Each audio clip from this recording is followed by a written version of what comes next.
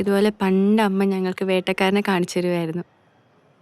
അത് ആമി, പ്രാർത്ഥന, നക്ഷത്ര, അബി ആൻഡ് ഫൈനലി അമ്മ.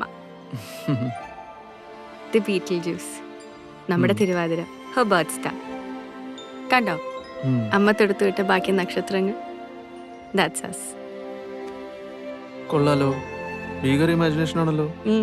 വെറുതെ അല്ല തനിക്ക് സ്പേസിലൊക്കെ ഇത്ര ഇൻട്രസ്റ്റ് വന്ന. ഇങ്ങനെ ഉണ്ടായിരുന്ന അമ്മയാ ഇപ്പത്തേക്ക് സില്ലി ആയിട്ടുള്ള കാര്യത്തിനൊക്കെ വെറുതെ പിണങ്ങി മിണ്ടാതൊക്കെ ഇരിക്കുന്നത്.